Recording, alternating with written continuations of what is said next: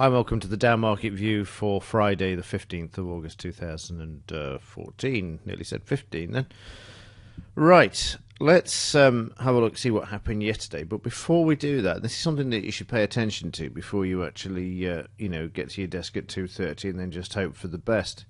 A bit of planning beforehand can make a huge difference in actually reading the markets.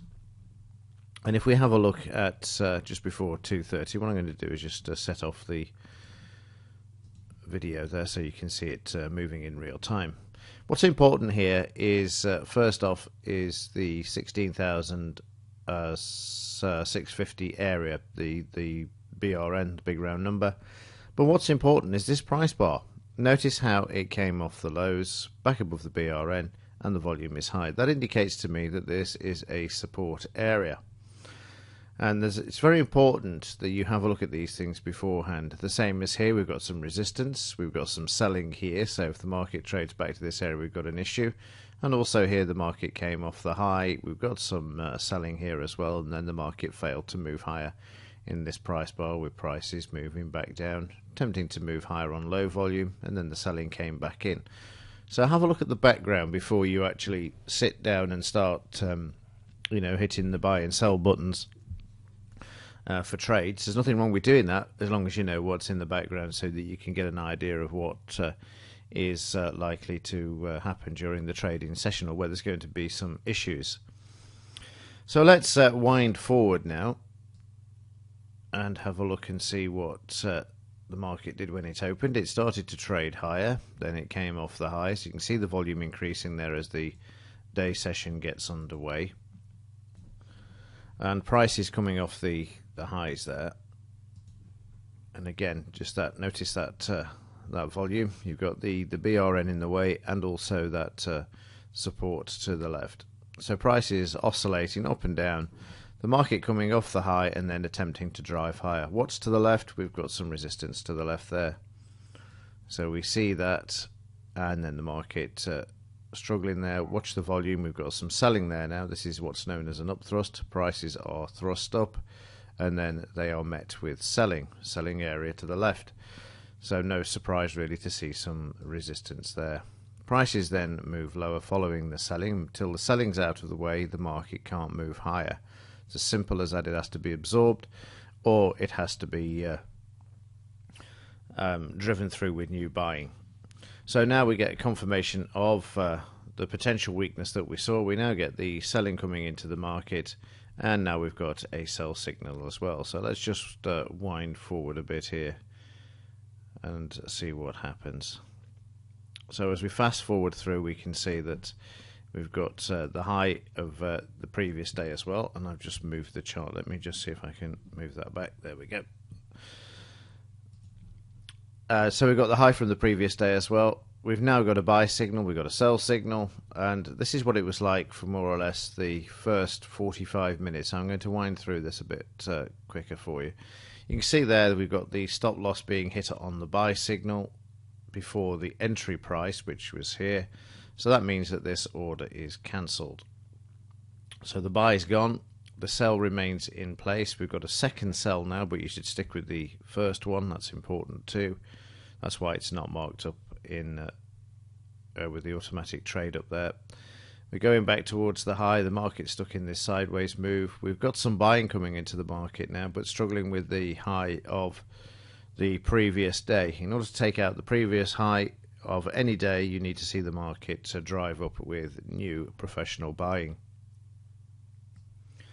So prices attempting, failing, and now we see that buy signal taken out as well. The stop is just taken out, and it's just at the point where I'm moving the chart as well, just rescaling and having a look at seeing how many pips were available. I'll just show you this. We've gone from the high to the low, and so far the range has been 24 pips, so a bit of a miserable trading range so far for the first half an hour or so. And then that buy signal taken out and the market starting to move lower.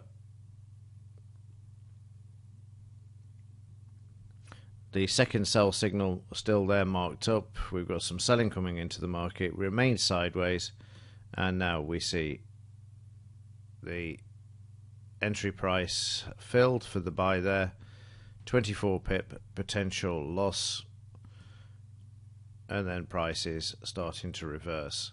And why are they reversing? Because the market was bought back at this point, and in order to move lower it needed to drive through this area down towards the scalp and the DP area, the daily pivot from the day before. Selling, volume starts to drop off, no more selling around, so the inevitable really of prices moving back towards the upside. And there you'll see the market stopping out this trade, which is very unfortunate. Same picture as Wednesday's trading as well. So again, I'm just repeating what we saw in Wednesday's trading by trying to emphasize that you should have a look around, see what's in the price chart from the previous day where you could get some grief. And of course this prevailed. It doesn't happen like this all the time, of course. If it had driven down with new selling, then we would have gone towards the scalp target. But at the moment they don't want the Dow to go down. It's a case of doing whatever they can to keep the illusion alive that everything is fine in the stock market. So even if you have a shakeout like we had a few weeks ago, 300 pips or 300 points as it is in the Dow, we are seeing the market trying to move back to the upside, and even in the daily charts we're seeing this happening on fresh air. So the market then trading to the stop loss. I've drawn in a 0% extension here because if the market's to break above here, it needs to drive through with new professional buying. And you can see the market struggling there at the moment. We're going through now, but then we come back, and again you can see the confirmation of this market coming off the high. So I know that there is some selling around at this area. The market coming back, trading back through again, another more potential weakness. And this was just the miserable trading session that we had for the first couple of hours yesterday afternoon. So I'm going to speed through this because it really didn't improve an awful lot. Again, back to the 0% that I've drawn in, and the market there again attempting. We see an increase in volume here off this bar. The price is coming off the high, no surprise really, and then eventually able to move higher there. You can see now it's become a support area as opposed to a resistance area, and even the selling back down to that support area. Again, just looking to the left, seeing where there could be an issue, and the market coming back and moving back to a sideways trading range there. And then eventually we see the market moving through and creating another new high, heading towards the 16,700 level there. And just like the previous day, the market goes on to do this. You'll see prices oscillating for a while and then moving higher. Again, resistance there at the previous high, now trying to drive through, again failing to do so. We have a potential sell signal which is failed. We have a buy. Now look where the buy signal is. We've got an entry price here at 16,706 just through the BRN. Not the best of areas. We've got some professional buying driving up to this area, but we need to see the market really drive through this area and for it to become a support. And what we actually get is the order being filled in this bar. You can see there now just being filled. But we have this red bar. This red bar is selling pressure. Look at the volume. The volume is greater than the buying bar, but the range of the bar is less. So I know there's some pressure in the market, and this is going to cause this trade some grief, because if the market comes back through the BRN, then we are going to see the market head towards the stop loss.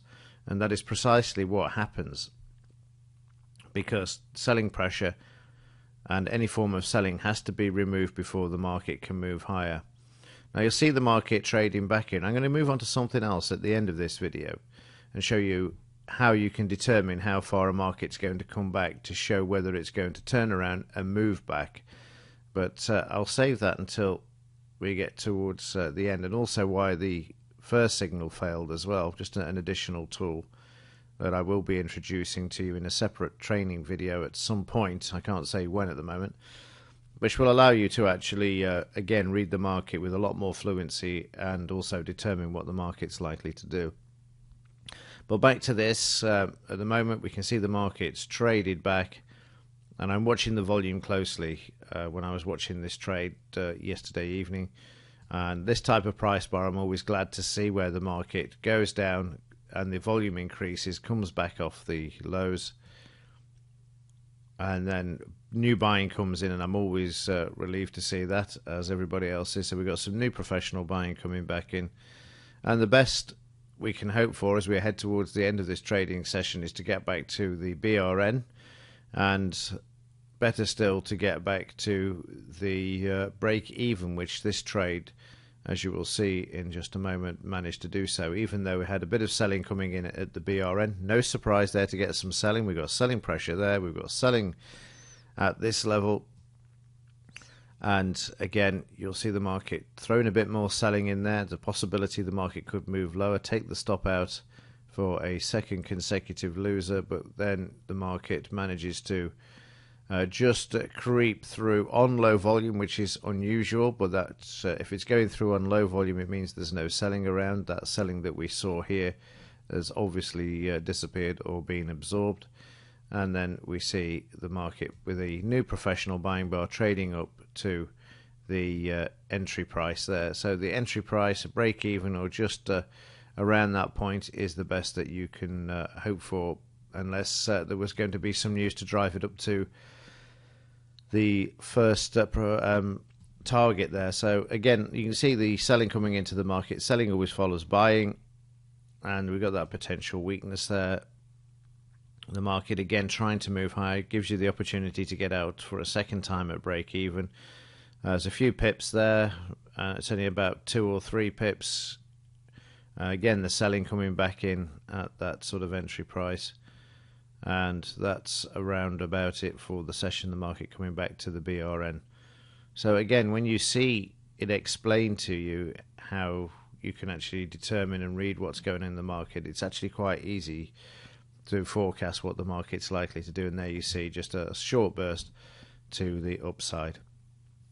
What I'm going to do now is we're going to come back and have a quick look at let's just drag this all the way back to the beginning, and I'm going to show you why the market came back to this area where the order was filled and then turned around and moved higher, and how you could have determined this with no effort at all. And also the same with this one, how far it was going to come back before it would actually take out the stop or reverse and move higher. So let me just pause this video and let's go into the software. So this is the complete picture of yesterday's trading session, and I didn't want to draw this in yesterday because I didn't want to add a layer of confusion, but now we've actually been through the day's events, it's quite it should be quite easy to actually introduce. And what we're going to do is to find out why the market stopped from this point to here to here. And to do that, we're going to use the markup and what's known as the Fibonacci's. And I only use the 76% because I find this one to be the most valuable. And as I brought to your attention yesterday, we have this low point before the market opened. The market left this high point behind, which is the next one I'm going to use, and I'm going to click in, and guess what? The market stops at 76%. So I'm not going to go into the mechanics and all the theory behind this at the moment. Again, that's a separate video, but I just wanted to show you how I knew the market was going to stop there yesterday and how I could have got out and said, listen, this is not happening. I'll also show you in advanced videos how you could have gone down into a smaller time frame, a 2 minute, seen the buying at this level at the BRN, and again mitigated the potential loss as well. But that's more advanced stuff for you know, down the road. So that's why the market stopped at that 76%. Let's have a look here as well. We've got this support here.